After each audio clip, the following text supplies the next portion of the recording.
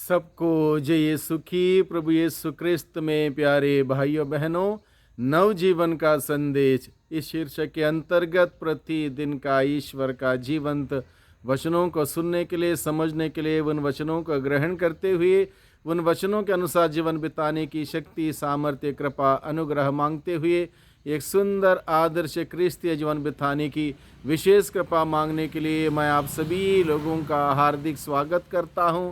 आज नवंबर की 10 तारीख है, सोमवार का दिन है और आज के दिन में कलीसिया विशेष रूप से संत लियो महान की स्मृति मनाती है। संत लियो महान धर्मचारी के साथ साथ संत पिता की भूमिका निभा चुके हैं और आज के दिन में हम विशेष रूप से हमारे वर्तमान संत पिता लियो के लिए प्रार्थना करें। संत लियो महान की मध्यस्थता से हमारे संत पिता को पवित्र आत्मा की विशेष कृपा मिले ताकि समस्त कलीसिया की वो अगुवाई करें और लोगों को प्रभु के और नज़दीक ले जाने में सक्षम रहें। और आज के दिन में प्रभु अपने वचनों के द्वारा हम सबों से कहता है कि प्रलोभन अनिवार्य है, यानी कि प्रलोभन हर एक व्यक्ति को, चाहे वो कोई भी हो, छोटा बड़ा कोई भी व्यक्ति क्यों ना हो, प्रलोभन हर व्यक्ति के जीवन में हमेशा बने हुए हैं।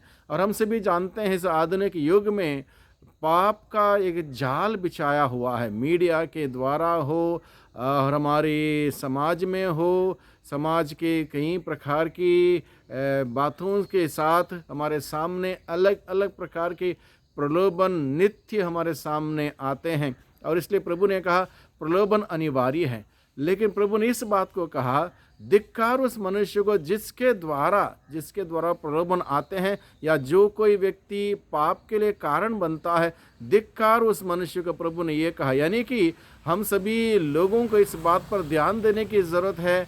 हमारी भाषा, हमारी बोली, हमारा उठना, हमारा बैठना, हमारा चाल चलन, हमारी आदतें, हमारे विचार, हमारे सोच, इन सभी बातों के द्वारा अगर मैं दूसरों के लिए पाप का कारण बनता हूँ, तो प्रभु ने इस कठोर शब्द इस्तेमाल करते हुए कहा धिक्कार उस मनुष्य को जिसके द्वारा प्रलोभन आते हैं। उस मनुष्य को अच्छा यही होता कि उसके गले में चक्के का पाट बांधा जाता और उसको समुद्र में फेंका जाता। यानी कि प्रभु नहीं चाहते किसी भी प्रकार से हमारे जीवन के द्वारा दूसरों के लिए मैं पाप का कारण बनूं, प्रभु ये नहीं चाहते। इसलिए प्रभु ने इस बात को बड़े गंभीरता से, बड़े बुलंद शब्दों के इस्तेमाल करते हुए कहा कि धिक्कार उस मनुष्य को जिसके द्वारा प्रलोभन आते हैं। इसलिए प्रभु ने हम सबों को इन सभी बातों से बचने के लिए ये हमें बुलाया है। इसलिए हमें ध्यान देने की आवश्यकता, हमारी भाषा किस प्रकार की है, सोच विचार कैसे हैं,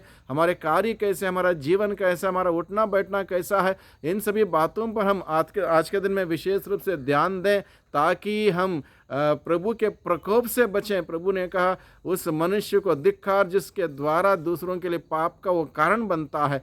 कभी हम लोग दूसरों के लिए पाप का कारण ना बने, बल्कि हमारी बुलाहट क्या है, लोगों को पाप से बचाना। और उसके लिए सबसे पहले खुद हमें पाप से बचना होगा, पवित्रता का जीवन को जीना होगा, प्रभु के सानिध्य में रहना होगा। इसके लिए प्रभु हमें बुलाता है हमारा जीवन दूसरों के लिए यीशु के पास लाने का जीवन हो, दूसरों को यीशु के पास लाने का जीवन हो, ना कि हमारे जीवन के द्वारा लोग यीशु से दूर चले जाएं। इसलिए इस बात पर हमें कार्य करने की ज़रूरत है, मेहनत करने की ज़रूरत है कि मेरे जीवन के द्वारा, मेरे कार्यों के द्वारा, मेरे उठने बैठने रहन सहन के द्वारा मैं दूसरों के लिए एक प्रकार का प्रेरणा का स्रोत बनूं और लोग यीशु के पास आएँ। यीशु के पास मैं तभी ला सकता हूँ जब मैं यीशु में जीऊँगा, यीशु में आनंद मनाऊँगा, यीशु का वचन मेरे लिए स्वादिष्ट होगा, अच्छा लगेगा, उसको पढ़ूंगा और उस पर मनन चिंतन करूंगा, उन वचनों के अनुसार जीवन व्यतीत करूंगा, तब मेरा जीवन उदाहरण का जीवन होगा और दूसरों के लिए मैं एक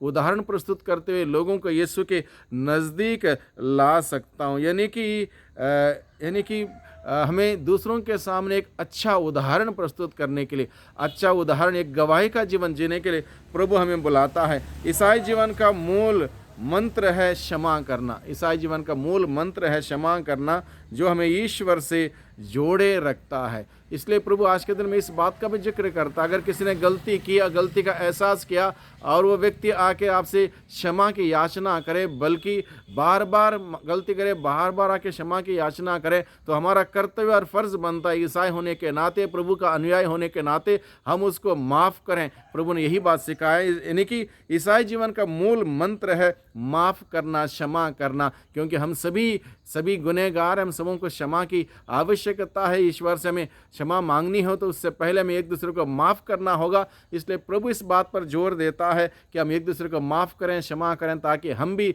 ईश्वर के सामने खड़े होकर क्षमा मांगने लायक हों और ईश्वर हम सबों को माफ़ करें, क्षमा करें। इसलिए इस बात पर प्रभु ने जोर दिया है। साथ ही साथ प्रभु इस बात पर भी जोर देता है विश्वास में बढ़ने के लिए, विश्वास हमारा बुलंद रखने के लिए। इसलिए प्रभु ने अपने शिष्यों से कहा, जब प्रभु के शिष्यों ने कहा प्रभु हमारा विश्वास को बढ़ाइए, प्रभु ने कहा यदि तुम्हारा विश्वास राई के दाने के बराबर भी होता और तुम शहतूत के इस पेड़ से कहते वो कड़ में समुद्र में लग जाओ, वो तुम्हारी बात मान लेता। यानी कि शिष्यों का विश्वास राई के दाने के बराबर भी नहीं था। यानी कि विश्वास जिसके अंदर है उसके अंदर विशेष ताकत है, विशेष कृपा है, विशेष अनुग्रह है, विशेष सामर्थ्य। इसलिए इब्राहिम के नाम के पत्र अध्याय 11 प्रसंग 6 में प्रभु का वचन कहता है विश्वास के अभाव में हम ईश्वर के कृपा के पात्र नहीं बन सकते। ईश्वर के कृपा के पात्र बनने के लिए हमें विश्वास होना चाहिए, और विश्वास इतना बुलंद हो, विश्वास के साथ हम प्रभु के साथ जुड़ सकते हैं,